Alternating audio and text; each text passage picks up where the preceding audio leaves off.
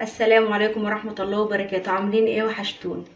النهاردة بما ان البطاطا متوفرة في الاسواق كتير، فاحنا قلنا نستغل البطاطا وهي متوفرة كده. هنعمل النهاردة بطاطا بالبشاميل.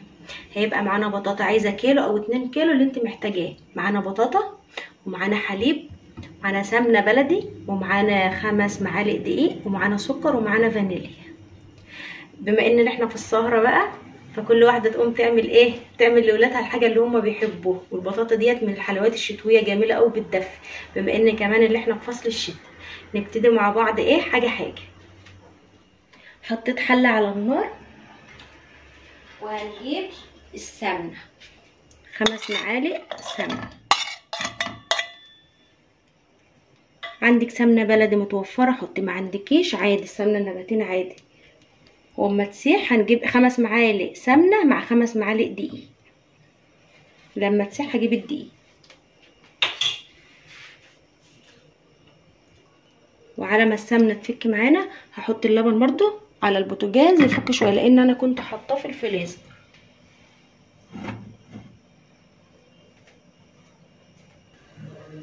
السمنه هتبتدي تفك اهي. هحط ال5 معالق دقيق. على فكره البشاميل الحلو ده من البشاميل اللي طعمه جميل قوي، ريحته جميل. يا دوب بس مش نشم ريحه نشم ريحه الدقيق بس، مش نشمه محروق، نشم ريحته طلعت بس كده اهو زي ما انتوا شايفين. لما بتحط الماده الدهنيه قد الدقيق مش بيكلكع معاكي، جربيها. حطيتي 6 معالق تحطي 6 معالق سمنه، حطيتي 5 معالق تحطي، مش بيكلكع معاكي زي ما انت شايفه كده. لكن لما بتحطي الماده الدهنيه قليله بيكلكع. ربنا يخلي كل ام بتعمل لاولادها اي حاجه هم بيحبوها.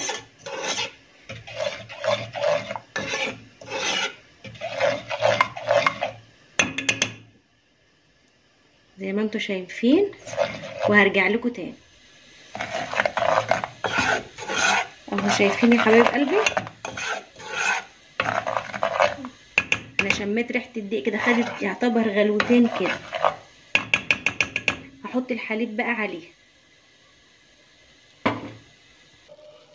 الحليب جبت اهو، حط واحده واحده اهو زي ما انتوا شايفين اهو. وبالمضرب اللي عندك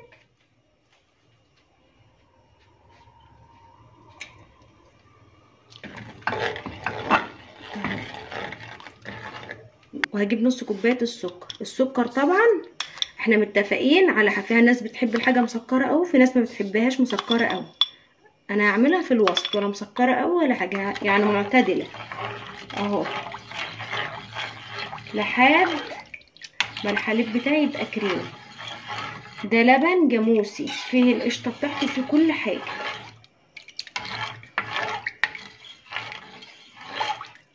هقلب على النار زي ما انتم شايفين لحد ما يبقى معايا كريم. ولو مش متوفر اللبن الجاموسي نجيب الجهينه زي ما انا بقى ساعات بعمل، وتجيب علبه القشطه. ولو متوفره يبقى يستحسن يعني. طبعا انا بقى اعمل معاكم بالجهينه بس لقيته متوفر عندي. سلموا على اصحابك يا ايه. ازيكم يا اصحابي، عاملين ايه؟ قول لهم كل واحد يقوم يعمل ايه. انت بتحب البطاطا ولا لا؟ بحبها. هنقلب فيه شويه على ما يعمل الفحم يبقى كريمي، وهرجع لكم تاني، مش عايزه اطول عليكم. وعلى ما البشاميل اللي يتعمل انا ايدي فيه برضو.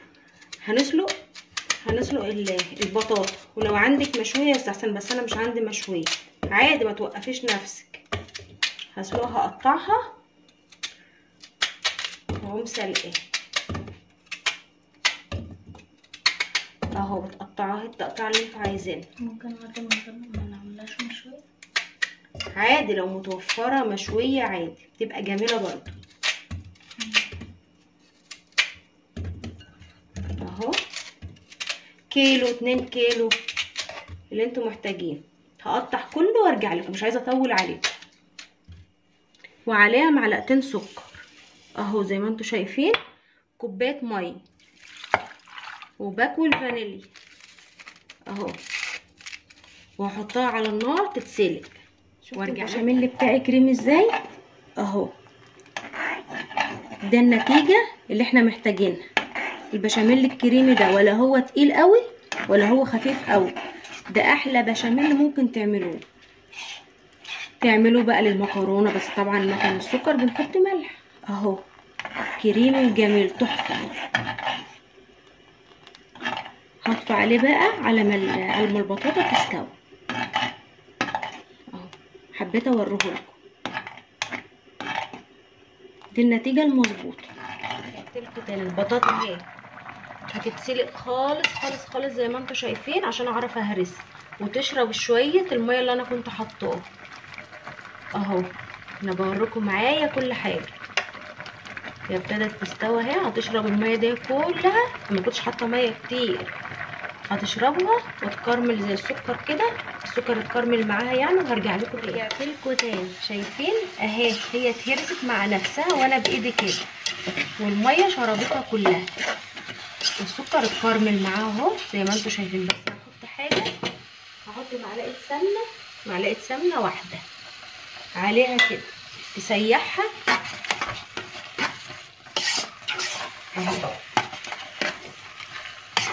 طريقتها سهله وبسيطه، مش محتاجه حاجه والله، باسهل طريقه انا عاملاها معاكم اهو. معلقه السمنه ساحت اهي، وهطفي عليها بقى اهي زي ما انتم شايفين اهي. هطفي بقى ورجعت لكم تاني. البشاميل اهو زي ما انتم شايفين اهو، كل حاجه سخنه معايا اهو. وهعمله في طاجن اهو، بيبقى جميل قوي في الطاجن. احط شويه بشاميل تحت زي ما انتم شايفين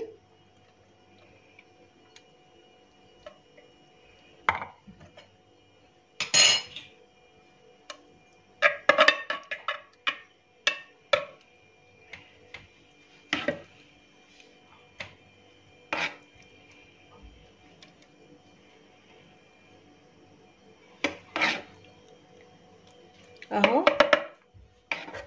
واحط طبقه من البطاطا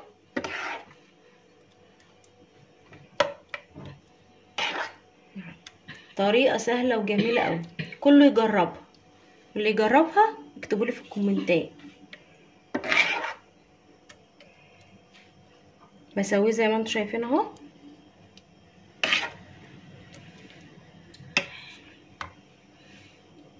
ووزع بشاميل كمان طبقه اهو. وهدخل الفرن، هشغل عليه من فوق ومن تحت، بس انا مش هحطه على الشبكه اهو يا حبايبي اهو. اسويه بقى. هعمل كمان طاجن، هركن ده على جنب كده اهو. شايفين الشكل؟ ايه ماسكه من ساعتها تقول الطاجن ده بتاعي يا ماما الصغير ده اهو. احط برده بشاميل ده بتاعك وده بتاعي، وهفرده اهو. طريقه سهله وظريفه من الحلويات الجميله في السهره كده. تقومي تعمليه، مش محتاج حاجه ولا مكونات كتير ولا اي حاجه.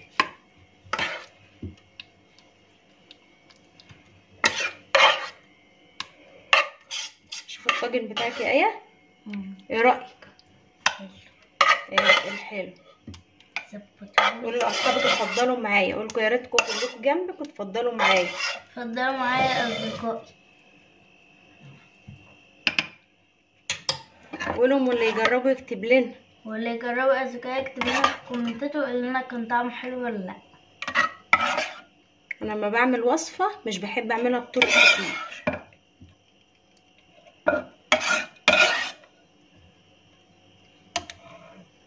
وهسويه برضو اهو. وهدخل الفرن وهرجع لكم تاني.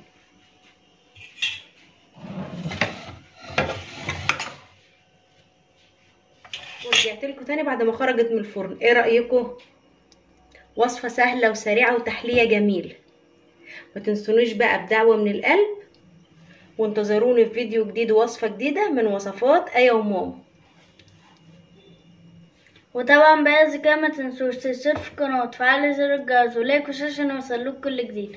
وايه رأيكم بقى يا أصدقائي؟ وده الشكل النهائي، وعايزاكم كلكم يا أصدقائي تجربوها وتكتبوا لنا في الكومنتات. وباي.